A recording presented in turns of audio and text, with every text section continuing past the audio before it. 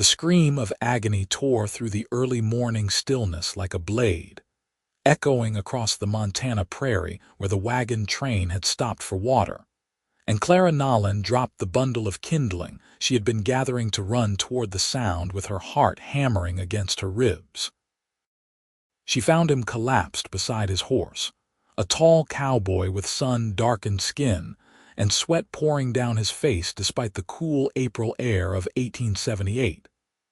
His buckskin mare stood nervously nearby, tossing her head and stamping at the ground. The other travelers were already gathering, murmuring amongst themselves with worried expressions, but Clara pushed through them without hesitation. She had seen fever before, had watched it take her father 3 years ago on the farm back in Ohio, and she recognized the telltale signs immediately. "Step back," she ordered, kneeling beside the fallen man. His eyes were glassy and unfocused, his lips cracked and bleeding. When she pressed her palm against his forehead, the heat radiating from his skin made her gasp. "He is burning up. We need to get him into shade immediately." "That is Owen Wells," someone said behind her. "He joined us in Kansas City. Been looking poorly for the last 2 days but would not admit to nothing." Clara did not waste time responding. She looked up at the nearest man, a grizzled prospector named Henry. "Help me move him to my wagon. Now." "Now hold on, miss," another voice protested. It was Jeremiah Cole, the wagon master, a thick-set man with a permanent scowl etched into his weathered features. "We cannot be delaying the train for every fool who catches a chill. We are already 3 days behind schedule, and if we do not reach Montana City before the supply shipments head back east, half these folks will starve come winter." Clara stood slowly, her green eyes flashing with an anger that made even Jeremiah take a step backward. At 22 years old, she had crossed half the continent alone after her mother passed, managing the wagon and team of oxen by herself, and she had earned a reputation among the other travelers for being both capable and utterly uncompromising when she believed she was right. "Then leave us," she said flatly. "Give me enough supplies for 2 weeks and we will catch up when he recovers." "If he recovers," Jeremiah muttered. "That looks like trail fever to me, and trail fever kills more men than Sioux arrows. You would be a fool to throw your life away on a stranger." "That is my choice to make." Clara turned back to Owen, whose body had begun to shake with violent tremors. "Henry, I need help, please." The old prospector nodded and bent down, hooking his arms under Owen's shoulders. Clara took his legs, and together they carried him to her wagon, a sturdy Conestoga with a patched canvas cover. They laid him on the pile of blankets she used for her bedroll, and Clara immediately began stripping off his sweat-soaked shirt. His chest was lean and muscled from years of hard work, but she could see his ribs too clearly, could see the way his body had already begun to waste away from whatever sickness had taken hold. "Fetch me water," she told Henry. "As much as you can spare. And if anyone has willow bark or feverfew, I need it." The next hour passed in a blur of activity. Clara bathed Owen's burning skin with cool water, forced small sips between his cracked lips, and wrapped his shaking body in damp cloths. The wagon train prepared to depart, and true to his word, Jeremiah ordered 2 weeks of supplies unloaded beside Clara's wagon. Flour, coffee, dried beans, salt pork, and a small sack of oats for the animals. "You are making a mistake," he told her one final time as he climbed back onto his own wagon. "That man will be dead by nightfall, and then you will be stranded alone on the prairie with hostile Indians all around and no protection." "I can shoot better than half the men in this train," Clara replied evenly. "And I have already buried everyone I loved. I will not stand by and watch another person die when I might have saved them." Jeremiah shook his head in disgust and snapped the reins. One by one, The other wagons rolled past, their occupants casting pitying glances at Clara as they continued north toward Montana City. Only old Henry paused long enough to press a small bundle into her hands. "Willow bark," he said gruffly. "My wife swore by it for fevers. Boil it in water and make him drink it if you can. And miss, if things go badly, fire 3 shots in the air. I will convince Jeremiah to send someone back." "Thank you," Clara said, meaning it, "but we will be fine." She watched until the last wagon disappeared over the rolling hills, leaving her alone with an unconscious stranger and the vast emptiness of the Montana territory stretching in every direction. The isolation did not frighten her. She had been alone for a long time now, even when surrounded by other people. At least here, she had a purpose. Clara spent the rest of that first day establishing a proper camp. She unhitched her oxen and let them graze near the small creek where the wagon train had stopped, hobbling them so they would not wander far. She built a fire ring with stones and gathered enough deadwood to keep the flames going through the night. And most importantly, she began preparing broth. She had no fresh meat, so she used the salt pork, cutting it into small pieces and boiling it with water in her largest pot. She added a pinch of salt and some of the wild onions she had gathered the previous day, letting the mixture simmer until the water had taken on a rich, fatty sheen. It was not much, but it was sustenance, and if she could get enough of it into Owen Wells, it might keep him alive long enough for his body to fight off whatever infection raged through him. Getting the broth into him proved more difficult than making it. Owen drifted in and out of consciousness, sometimes thrashing and crying out in delirium, other times lying so still that Clara had to press her ear to his chest to make sure he still breathed. When he was quiet, she would lift his head and try to spoon the warm liquid between his lips, but more often than not, it simply dribbled down his chin.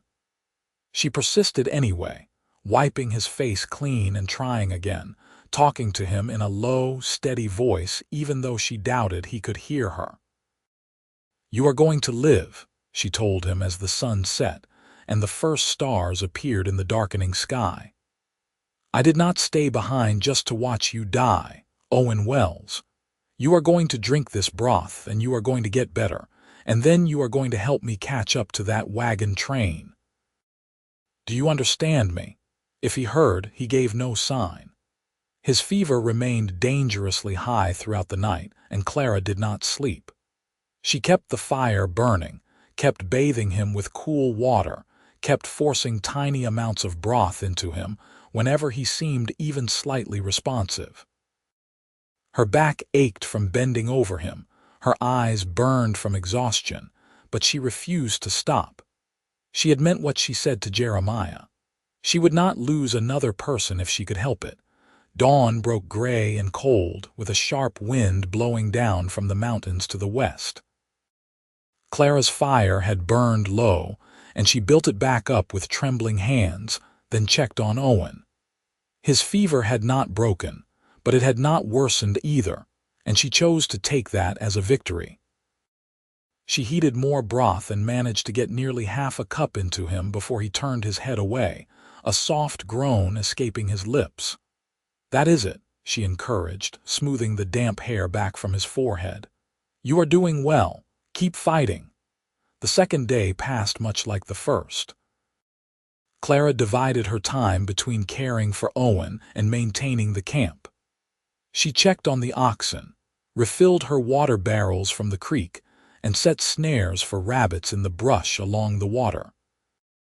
To her delight, she caught 2 by evening and she skinned and cleaned them quickly, adding the meat to her pot of broth. The richer mixture would be better for Owen, would give him more strength to fight the fever. On the third morning, she woke to find him watching her. His eyes were still fever-bright, but there was awareness in them now, a clarity that had been absent before. Clara sat up quickly from where she had finally dozed off beside the wagon wheel, her body protesting the uncomfortable position.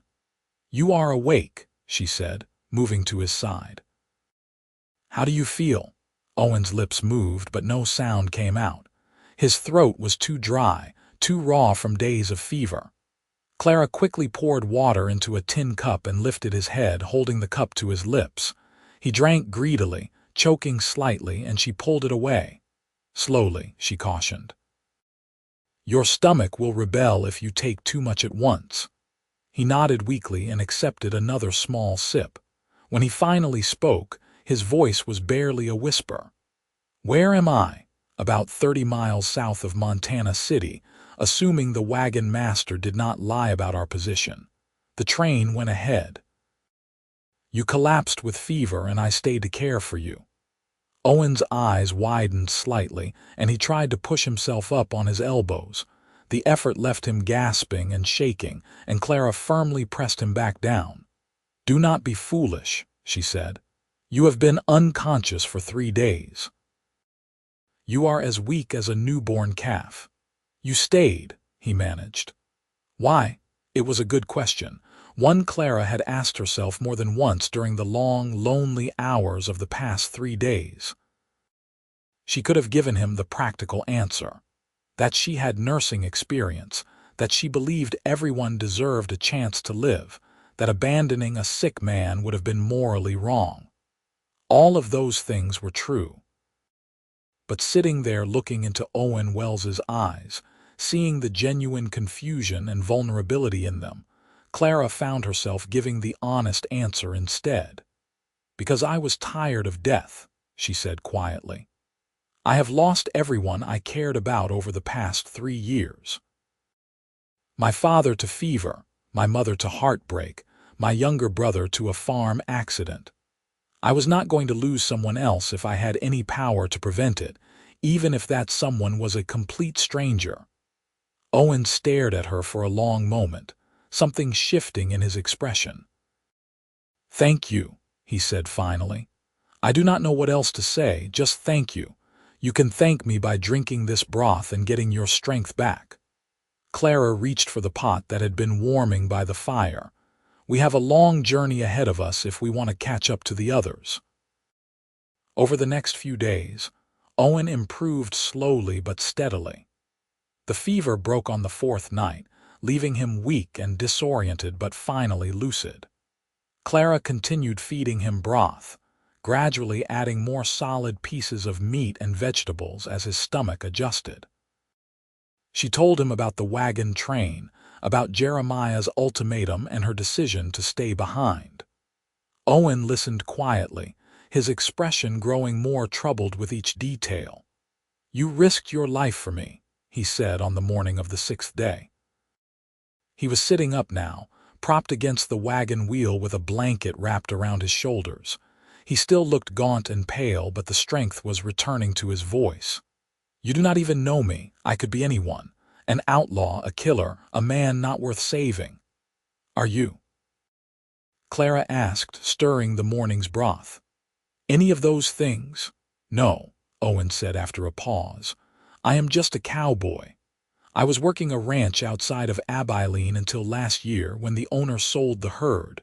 I have been drifting since then, taking work where I can find it.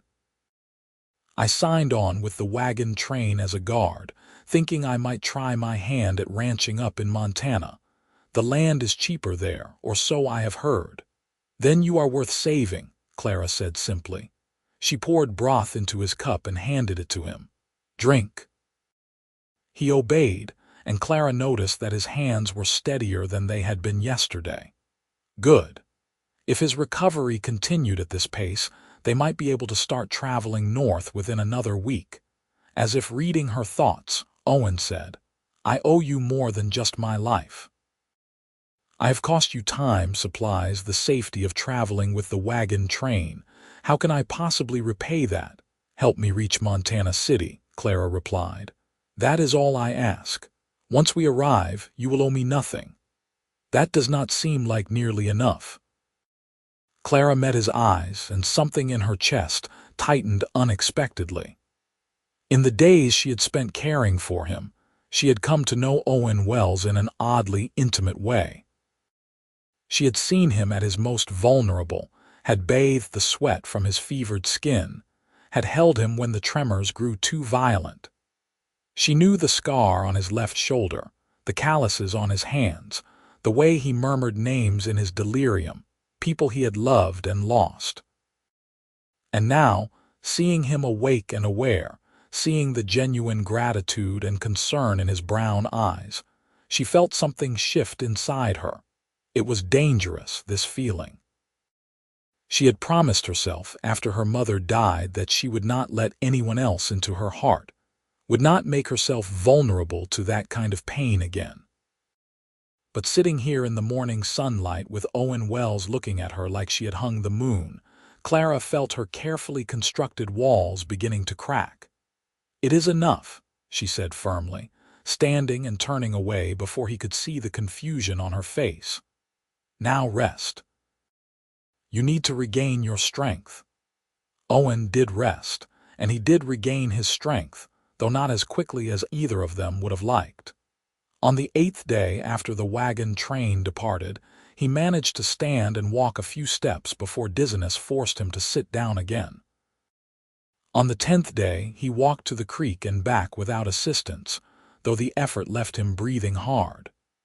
By the 12th day, he insisted on helping Clara with the camp chores, ignoring her protests.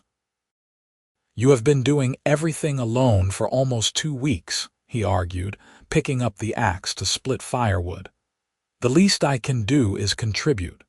"You are going to hurt yourself," Clara warned, but she did not try to stop him. She understood pride, understood the need to feel useful after being helpless for so long. They fell into an easy rhythm over the following days.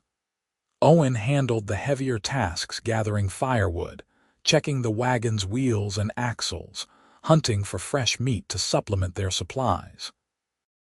Clara continued cooking and managing the animals, though Owen took over the evening chores of watering and feeding the oxen. They talked while they worked, sharing stories of their pasts, their hopes for the future. Clara learned that Owen was 25 years old, that he had grown up on a small farm in Missouri before heading west to work cattle. His parents had died when he was young, leaving him in the care of an uncle who drank too much and cared too little. Owen had left home at 16, determined to make his own way in the world. He spoke about it matter-of-factly, without self-pity, but Clara heard the loneliness beneath his words. It matched her own. Owen learned that Clara had studied with the local doctor back in Ohio, that she had always been fascinated by medicine and healing. Her father had encouraged her education, unusual for a farmer, but he had believed his children should know more than just how to work the land. When he died, Clara had used everything she learned trying to save her mother from the grief that consumed her. It had not been enough. Nothing had been enough. "So you came west," Owen said one evening as they sat by the fire. "Looking for a new start, looking for something," Clara corrected. "I am not sure what exactly, maybe just distance from all the memories." "Do you think that works?" Owen asked. "Running from grief? I do not know," Clara admitted, "but staying in Ohio was not an option. Everything there reminded me of what I had lost. At least out here the pain feels smaller somehow. The land is so big and I am so small, and my problems do not seem as overwhelming when I remember that." Owen nodded slowly. "I understand that. After my uncle died, I stayed in Missouri for a year, trying to keep the farm going. But everywhere I looked, I saw him drunk on the porch or passed out in the barn. I saw myself becoming like him, bitter and angry and alone. So I left, and I did not look back." "Do you regret it?" "No," Owen said without hesitation. "Some things you have to leave behind to survive." They sat in comfortable silence after that, watching the stars emerge one by one in the darkening sky. Clara found herself acutely aware of Owen's presence beside her, of the way the firelight played across his features, of the warmth radiating from his body in the cool evening air. The attraction she felt was undeniable now, had been growing steadily over the past 2 weeks as they lived and worked side by side. But she did not know what to do about it. They were traveling companions by necessity, thrown together by circumstances beyond their control. Once they reached Montana City, Owen would likely move on to pursue his dream of ranching, and Clara would have to figure out what came next for her. There was no future in caring about him, except she already did care. That was the problem. On the 14th day, they finally packed up camp and started north. Owen was still not at full strength, but he insisted he was well enough to travel, and Clara reluctantly agreed. They had been stationary for too long, and every day they delayed was another day alone on the open prairie. They needed the safety of Montana City, needed access to supplies and shelter before winter came. The journey was slow. The oxen plodded along at their steady, unhurried pace, and Clara let them set the rhythm. She drove the wagon while Owen rode his buckskin mare alongside, keeping watch for any signs of trouble. The land rolled endlessly around them, golden grass rippling in the wind, mountains visible as purple shadows on the western horizon. They saw no other travelers that first day, and when evening came, they made camp in a shallow draw that offered some protection from the wind. Clara prepared their usual meal of broth and hardtack, and they ate in tired silence. Owen was clearly exhausted from the day's travel, and Clara sent him to bed early, insisting she would handle the evening chores. "You are still recovering," she reminded him when he started to protest. "Do not undo all my hard work by pushing yourself too hard too soon." "Yes, doctor," Owen said with a slight smile, and Clara felt her heart skip at the expression. He so rarely smiled, and when he did, it transformed his entire face, softening the hard lines and making him look years younger. She turned away quickly, busying herself with banking the fire. This had to stop. She could not let herself fall for Owen Wells. It would only lead to heartache, and she had already experienced more than enough of that for one lifetime.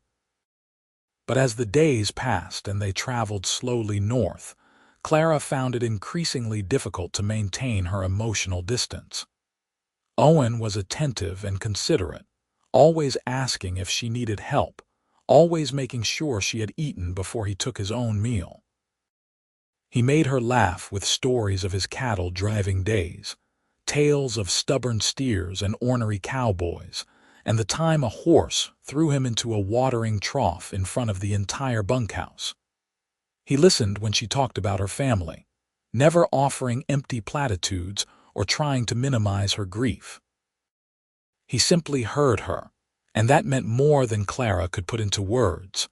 One evening, about a week into their journey north, a spring storm rolled in from the mountains. The temperature dropped rapidly, and within minutes, rain was hammering down in sheets, turning the prairie into a slick, muddy mess.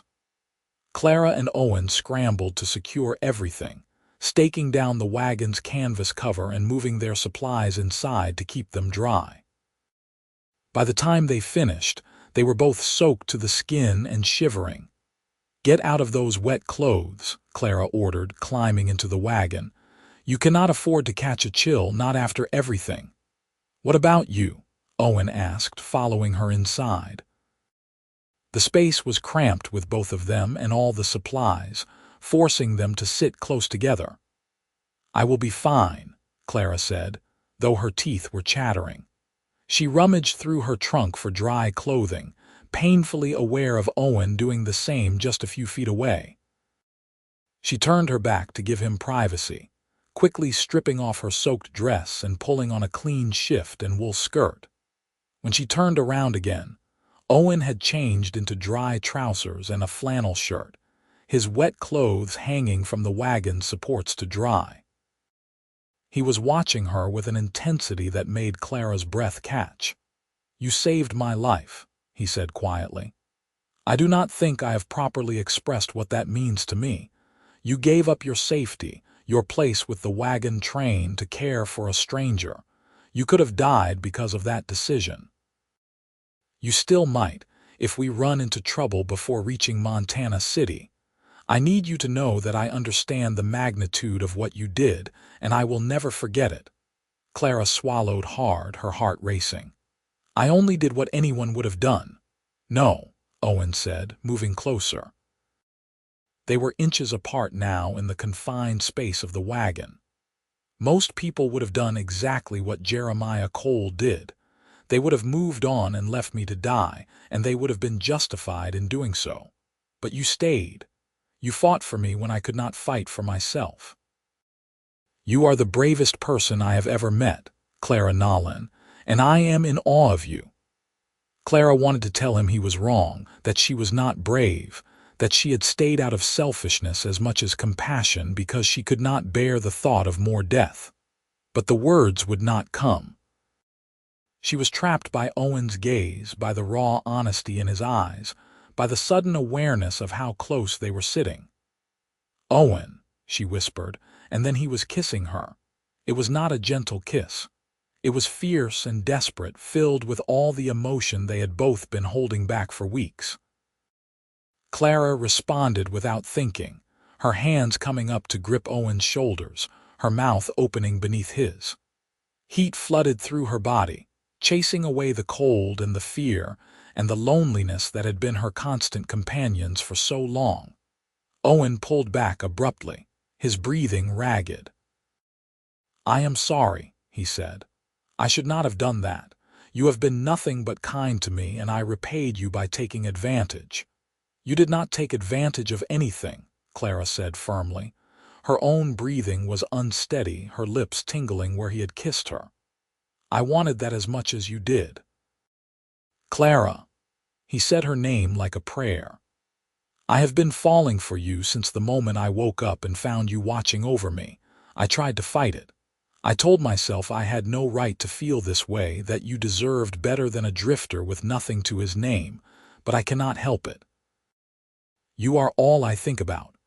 Clara's eyes stung with sudden tears. I feel the same way, she confessed.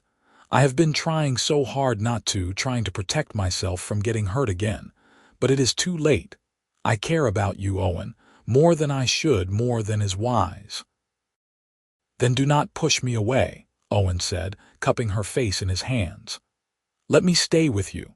Let me prove that I am worth the risk. Outside, the storm raged on, thunder rolling across the prairie and rain drumming against the canvas. But inside the wagon, Clara felt safe and warm and more alive than she had in years. She leaned forward and kissed Owen again, gentler this time, a promise rather than a question. Yes, she whispered against his lips. Stay. They held each other as the storm passed, sharing warmth and whispered words and tentative hopes for a future neither of them had expected to find. Clara knew there would be challenges ahead. They still had to reach Montana City, still had to build a life from nothing in a harsh and unforgiving land. But for the first time since leaving Ohio, she felt like she had a reason to keep going, something to work toward beyond simple survival. The next morning dawned clear and cold, the storm having scrubbed the sky clean of clouds. Clara woke to find herself still in Owen's arms, her head resting on his chest, listening to the steady beat of his heart. She smiled and closed her eyes again, savoring the moment. Good morning, Owen murmured, his voice rough with sleep. How did you rest? Better than I have in a long time, Clara admitted, lifting her head to look at him. You, same. He brushed a strand of hair back from her face, his touch gentle, though I am not sure how much sleep I actually got. I kept waking up to make sure this was real, that I had not dreamed the entire thing. It is real, Clara assured him. She kissed him briefly, then sat up, suddenly aware of the morning light filtering through the canvas. We should get moving. We have lost enough time already. They broke camp efficiently. working together with an ease born of weeks of shared labor. Clara noticed that Owen moved more freely this morning, his strength clearly returning. The fever and its aftermath were finally loosening their grip, allowing him to become himself again. They made good progress that day and the next, the weather holding fair and the land rolling gently beneath the wagon wheels. At night, they slept close together for warmth, and Clara marveled at how natural it felt to fall asleep in Owen's arms, to wake up beside him each morning. The loneliness that had been her constant companion for so long was gone, replaced by a quiet contentment that settled into her bones like coming home. On their 20th day since leaving the original camp, they finally spotted buildings on the horizon. Montana City was little more than a collection of rough wooden structures clustered along a shallow river, but to Clara, it looked like paradise. They had made it. Against all odds, they had survived the fever, the isolation, the long journey north, and now they were finally safe. The wagon train had long since passed through and continued on to various destinations further west, but there were other travelers in Montana City, people stocking up on supplies before heading into the mining camps in the mountains or returning east with their fortunes. Clara and Owen sold the wagon and oxen to a family just starting their journey west, keeping only what they could carry in saddlebags and Owen's bedroll. "What now?"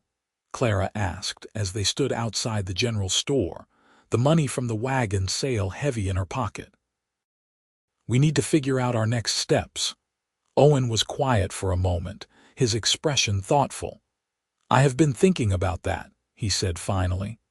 "There is a valley about 15 miles north of here, good grazing land with water access. A rancher I met back in Kansas told me about it. Said it was unclaimed, just waiting for someone with the guts to stake it. I was planning to look at it before the fever hit." "You want to start a ranch," Clara said. It was not a question. "I want to build something," Owen corrected. "A home, a life, something permanent. And I want to build it with you if you will have me." Clara's heart swelled with emotion so intense it almost hurt. "Yes," she said without hesitation. "Yes, I want that too." They were married 3 days later by a traveling preacher passing through Montana City. It was a simple ceremony with only a handful of witnesses, but Clara did not care. She wore a new dress purchased from the general store, pale blue calico that brought out the green in her eyes, and Owen wore his best shirt and a string tie. When the preacher pronounced them husband and wife, Owen kissed her with such tenderness that Clara felt tears slip down her cheeks. "I love you," he whispered against her lips. "I will spend the rest of my life making sure you never regret this." "I could never regret you," Clara said.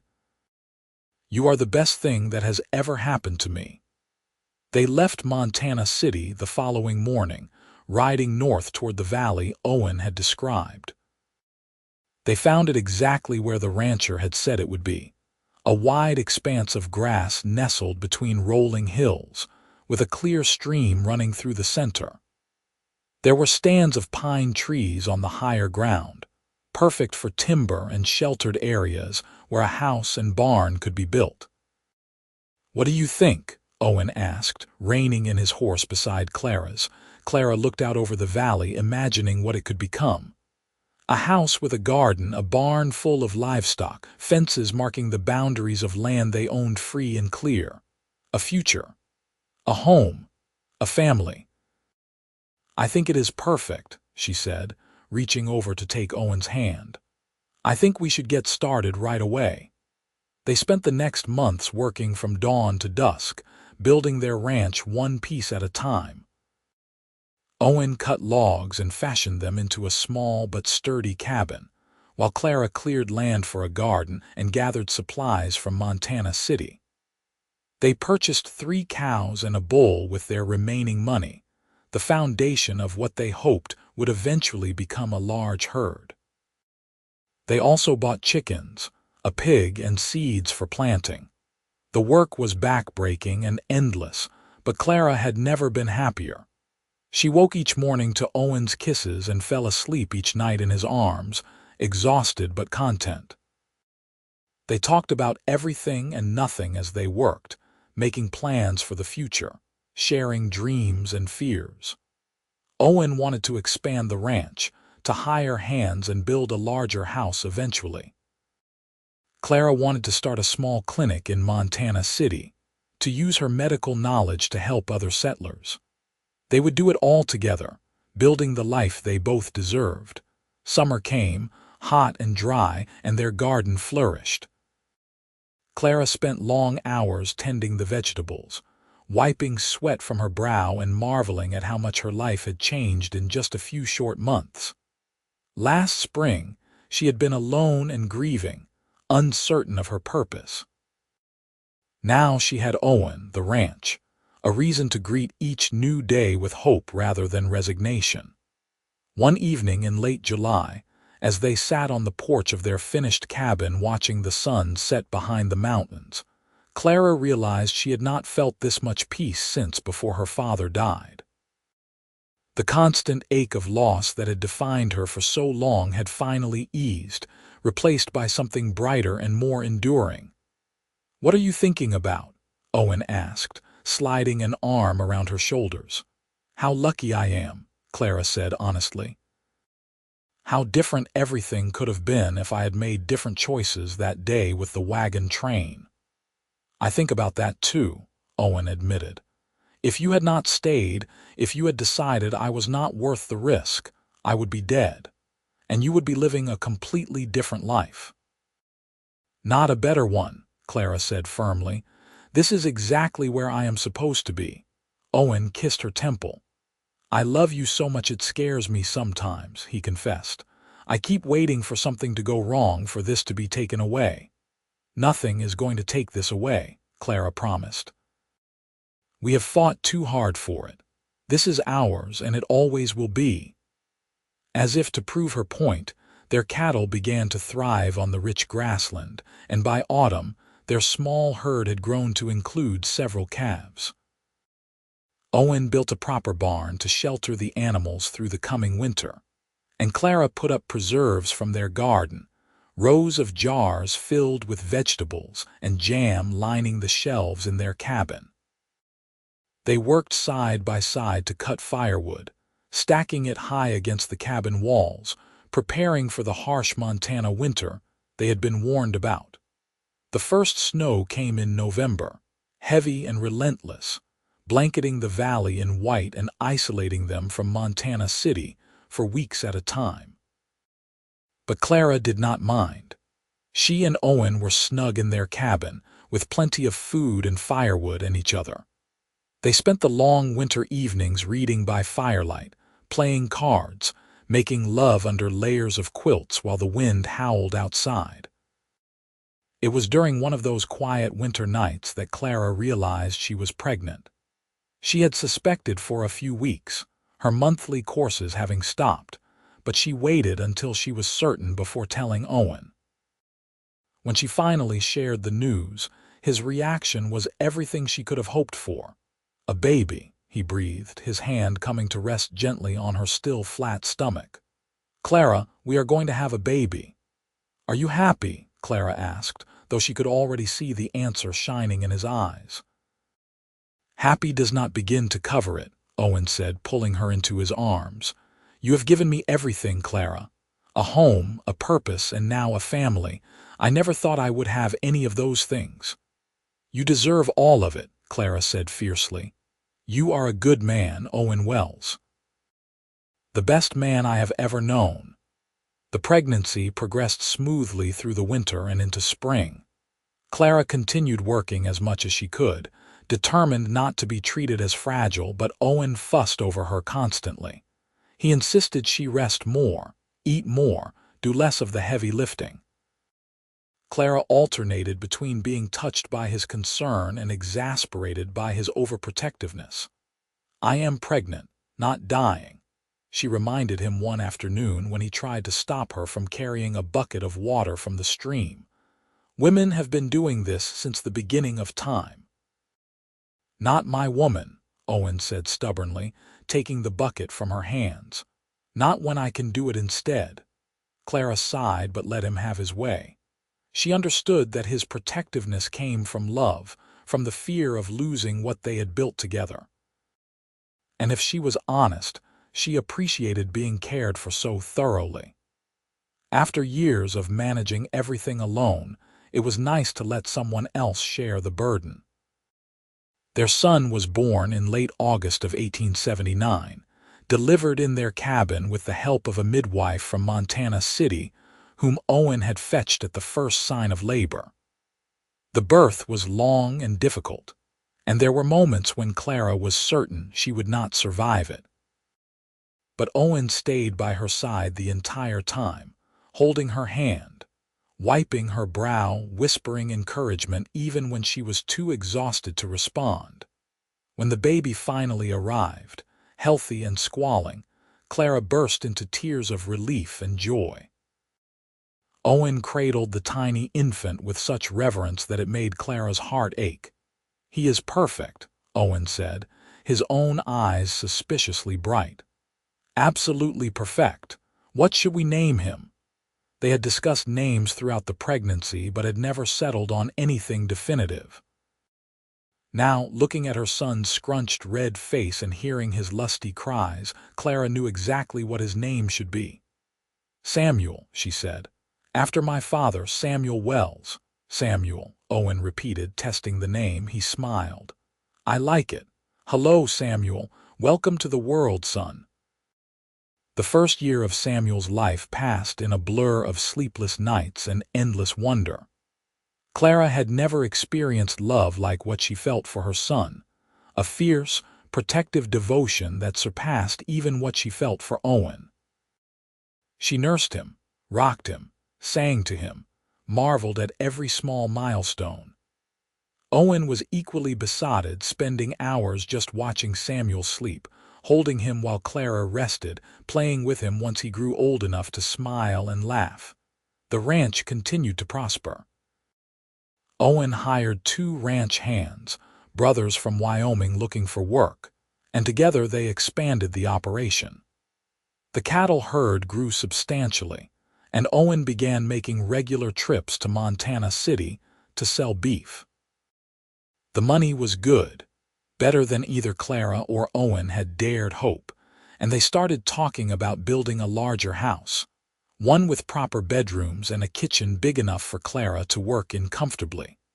Clara also made good on her dream of helping others medically.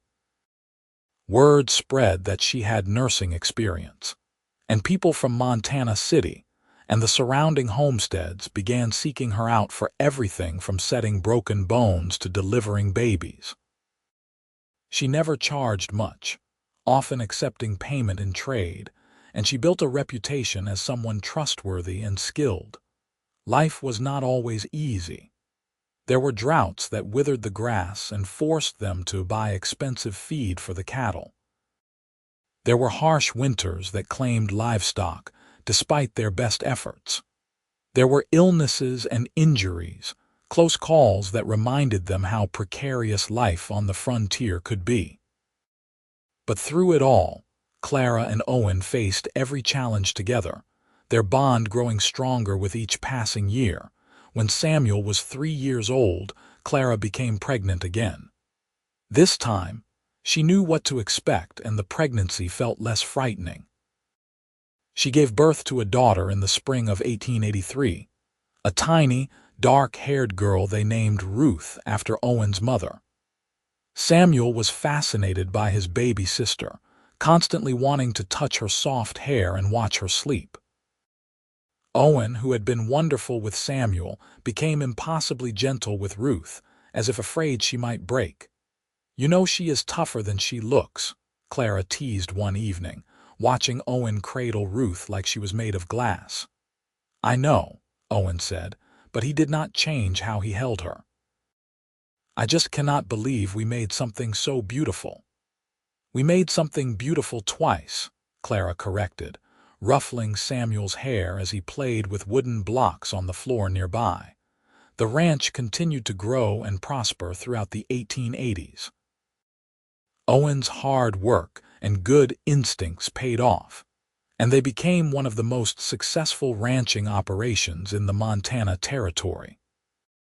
They built the larger house they had dreamed of, a sprawling structure with 6 bedrooms, a proper parlor, and a big kitchen where Clara could work and the children could play. They furnished it slowly over the years, adding rugs and curtains and pictures, making it truly feel like home.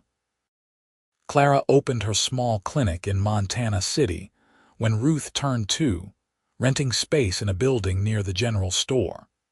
She worked 3 days a week, seeing patients who could not afford the town's other doctor or who preferred her gentler approach. Owen fully supported her work, caring for the children when she was in town, and never complaining about the time it took away from the ranch. Samuel and Ruth grew into bright, energetic children who loved the ranch and the wide, open spaces of Montana. Samuel took after his father, already showing an aptitude for working with animals and an eagerness to learn ranching. Ruth was more like Clara, curious and compassionate, always asking questions about Clara's medical work and wanting to help care for anyone who was sick or injured. In 1889, Montana became a state, and Clara and Owen hosted a celebration at the ranch for their neighbors and friends. It was a joyous occasion, with music and dancing and more food than anyone could possibly eat. As Clara stood on their porch watching the festivities, Owen came up behind her and wrapped his arms around her waist. "What are you thinking?" he asked, the same question he had asked her countless times over their decade together. "I am thinking about how far we have come," Clara said, leaning back against him. "Do you remember when we were stranded on the prairie with nothing but a wagon and a prayer?" "I remember being certain I was going to die," Owen said quietly. "And I remember waking up to find an angel watching over me." "I was no angel," Clara protested. "You were to me," Owen insisted. "You still are. You saved my life, Clara, not just physically, but in every way that matters. Before I met you, I was just drifting, existing, but not really living. You gave me purpose and hope, and a reason to build something lasting." Clara turned in his arms to face him. Even after all these years, her heart still skipped when she looked at him. There were lines around his eyes now, silver threads in his dark hair, but he was still the same man she had fallen in love with during that long journey north. "You gave me the same things," she said. "I was lost when I left Ohio, running from grief and pain. You showed me that it was possible to build a new life, to find joy even after tremendous loss. You and the children are everything to me." Owen kissed her slowly, tenderly, the way he had kissed her on their wedding day all those years ago. "I love you," he murmured against her lips. "More today than yesterday, more tomorrow than today." "I love you too," Clara whispered back. "Always." They stood together on the porch, holding each other and watching their friends celebrate, their children play, their ranch thrive under the big Montana sky. The journey that had brought them to this moment had been difficult and painful, marked by fever and loss and uncertainty. But it had also been worth it. Every hardship, every struggle, every moment of doubt had led them here. To this life they had built together from nothing but determination and love. Years continued to pass in a steady rhythm of seasons and growth. The ranch expanded further, with Owen buying adjacent land from neighbors who were moving on or retiring. They eventually ran over 200 head of cattle and employed 5 full-time ranch hands. The original small cabin, where they had spent their first years together, became a storage shed, a reminder of how much they had accomplished. Samuel grew into a capable young man who took to ranching like he was born to it. By the time he was 16, he was managing much of the daily operation, allowing Owen to focus on the business side of things and spend more time with Ruth, who was 13, and showing a definite inclination toward following in Clara's medical footsteps. Clara continued her clinic work in Montana City, now seeing patients 4 days a week. She had trained 2 younger women to assist her, passing on her knowledge and ensuring that the community would continue to have access to medical care even after she eventually retired. She gained a reputation far beyond Montana City, and people sometimes traveled for days to seek her treatment. One evening in 1895, when Clara was 41 and Owen was 44, they sat together on the porch as they had countless times before. Samuel was out checking on the cattle with 2 of the hands, and Ruth was inside studying from Clara's old medical texts. It was a perfect summer evening, warm and still, with the sky turning shades of pink and gold as the sun set. "You ever think about that day on the trail?" Owen asked suddenly. "The day I collapsed." "Sometimes," Clara admitted. "Why do you ask?" "Because I was thinking about it today," Owen said. 17 years ago, I was dying in a wagon with a fever that should have killed me. And the only reason I survived was because you were stubborn enough to stay behind and nurse me back to health on nothing but broth and determination." "It was good broth," Clara said with a slight smile. Owen laughed. "It was terrible broth at first, if I am being honest. But it kept me alive, and more importantly, it gave me time to fall in love with you."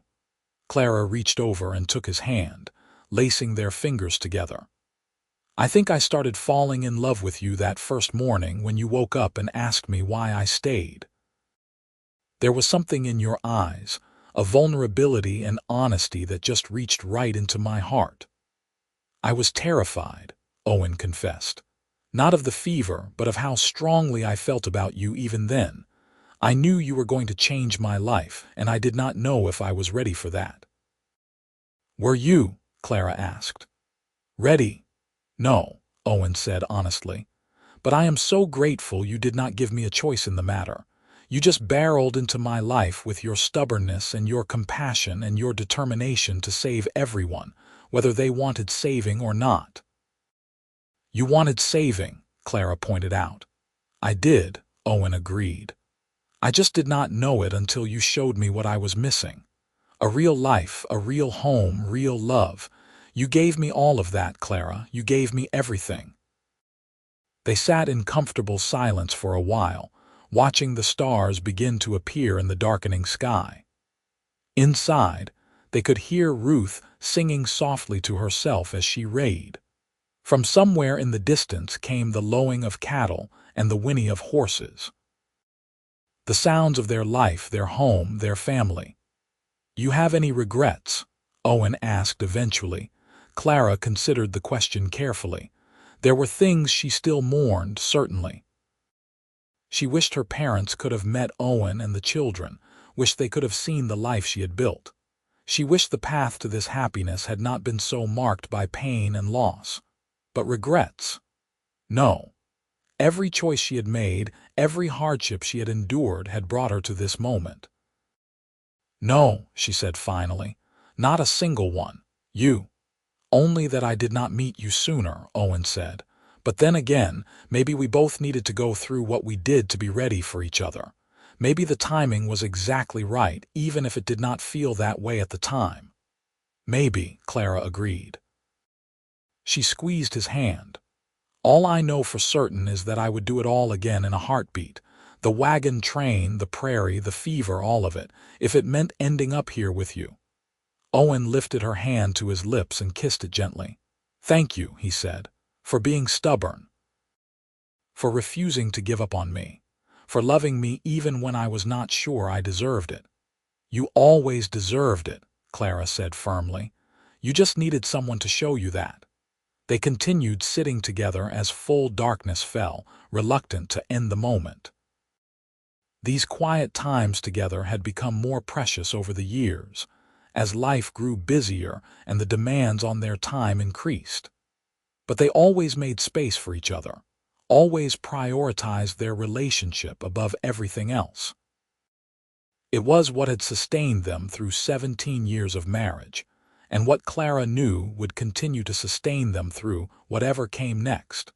Samuel returned from his ride and went straight to the barn to care for his horse. Ruth emerged from the house and joined her parents on the porch, settling between them with her head on Clara's shoulder. "Mother," she said, "I was reading about treating burns today. There is so much to learn. Do you think I will ever know as much as you?" "You will know more," Clara said confidently. "Medicine is always advancing.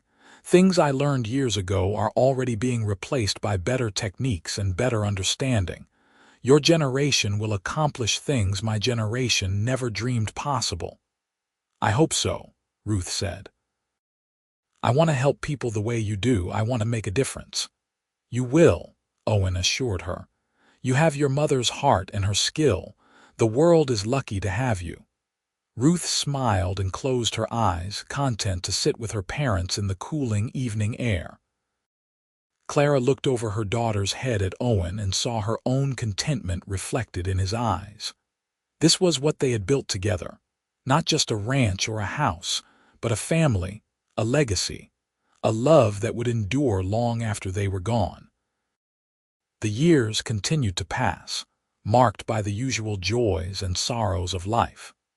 Samuel married a rancher's daughter from the neighboring valley when he was 22, a spirited young woman named Elizabeth who fit perfectly into the Wells family. They gave Clara and Owen their first grandchild, a boy named Owen after his grandfather, when Clara was 48. Holding her grandson for the first time, Clara was overwhelmed by the passage of time and the unexpected turns life could take. 30 years ago, she had been alone and grieving in Ohio, certain her life would never include happiness again. Now she was a grandmother, surrounded by love and family, living a life richer and more fulfilling than anything she could have imagined back then. Ruth followed her mother into medicine, eventually taking over much of the clinic work in Montana City, as Clara gradually reduced her hours. Together, they treated the growing population of Montana, helping to bring new lives into the world and easing others out of it. The work was demanding but deeply satisfying, and Clara was proud beyond measure of the woman her daughter had become. Owen remained active in ranching well into his 60s, though he gradually turned more responsibilities over to Samuel and the experienced hands they employed. He and Clara spent more time together, taking rides across the ranch land, reminiscing about the early days, planning for a future they would build together. One morning in the spring of 1908, Clara woke to find Owen already up and sitting on the edge of their bed, looking out the window at the sunrise. She rolled over and touched his back gently. "Could not sleep?" she asked. "I was thinking," Owen said, turning to smile at her. 30 years. Can you believe it has been 30 years since I collapsed on that trail? 30 years since I made the best decision of my life, Clara corrected, sitting up beside him. Staying behind was supposed to be a sacrifice, but it turned out to be the greatest gift I ever received. Owen pulled her close, and they sat together watching the sun climb higher, painting the Montana sky in shades of gold and rose. The ranch stretched out below them, everything they had built with their own hands and determination. The house where they had raised their children, the barns where generations of cattle had sheltered, the land that had sustained them through 3 decades. "I love you," Owen said, the same words he had spoken thousands of times over the years. But they never lost their power, never became routine or empty. "I love you too," Clara replied, meaning it with every fiber of her being. They had been given an incredible gift, Clara realized. Not just the life they had built, but the time to appreciate it, to watch their children grow and thrive, to become grandparents, to grow old together. The fever that nearly killed Owen had instead become the catalyst for everything good in their lives. His illness had brought them together, and Clara's stubborn refusal to let him die had given them both a second chance at happiness. It was a story they told their grandchildren, who listened wide-eyed to tales of the wagon train and the prairie and the long weeks when grandmother Clara had nursed grandfather Owen back to health with nothing but broth and determination. The children always wanted to hear about how their grandparents fell in love, and Owen and Clara were always happy to oblige, sharing the story that had defined their lives. As they aged, Owen and Clara remained as devoted to each other as they had been in those early days. They moved more slowly, their bodies showing the wear of decades of hard work, but their love never diminished. If anything, it deepened, tempered by time and experience into something unbreakable. Samuel took over full operation of the ranch, running it with the same dedication his father had shown. Ruth married a doctor from Helena and moved to the capital city, where she opened a practice specializing in women's health. She visited often, bringing her own children to spend summers on the ranch, and Clara treasured every moment with her growing family. Owen Wells passed away in his sleep in the winter of 1916, at the age of 65. Clara woke one morning to find him peaceful and still beside her, having slipped away sometime during the night. The grief was overwhelming, a physical pain that felt like it might split her in two. But even in her sorrow, Clara was grateful. They had been given 38 years together, nearly 4 decades of love and partnership and shared dreams. Not everyone was blessed with that much time. Samuel and Ruth came home immediately to help with arrangements and support their mother. The funeral was attended by what seemed like half of Montana, testament to the lives Owen and Clara had touched over the years. Person after person shared stories of Owen's kindness, his generosity, his willingness to help a neighbor in need. Clara listened to them all, finding comfort in knowing that Owen's legacy would live on long after he was gone. She buried him in a plot on a hill overlooking the ranch, with a headstone that read simply, Owen Wells, 1851–1916, beloved husband, father, and friend. Clara visited the grave every day, talking to Owen about the ranch, the children, the grandchildren, everything he would want to know. It helped ease the loneliness, this one-sided conversation with the love of her life. Clara lived another 12 years after Owen's death, staying active in the clinic until she was well into her 70s. She finally retired at 73, turning her practice over completely to Ruth and the younger doctors who had trained under them. She spent her final years on the ranch, surrounded by family, watching her grandchildren grow and even welcoming great-grandchildren into the world. She never remarried, never even considered it. Owen had been the love of her life, her partner in every sense of the word, and no one could ever replace him. But she did not spend those final years in constant mourning. Instead, she celebrated the life they had shared, the family they had created, the difference they had made in their community. Clara Nolan Wells passed away peacefully in her sleep in the summer of 1928, at the age of 73. Her children and grandchildren gathered at the ranch for her funeral, and she was laid to rest beside Owen on the hill overlooking the valley they had turned into a thriving ranch. Her headstone read, Clara Nolan Wells, 1855–1928, beloved wife, mother, healer, and friend. At the funeral, Ruth stood before the assembled mourners and told the story one final time. The story of how her father had nearly died from fever on a wagon trail in Montana Territory, how her mother had refused to abandon him, staying behind to nurse him back to health on nothing but broth and stubborn determination. How that decision had led to a love story that spanned nearly 4 decades and produced a family that now numbered in the dozens. My parents taught us that love is not just a feeling, Ruth said, her voice strong despite her tears. It is a choice you make every single day. A choice to stay when it would be easier to leave. A choice to fight when it would be simpler to give up. A choice to believe in something better, even when the present looks hopeless.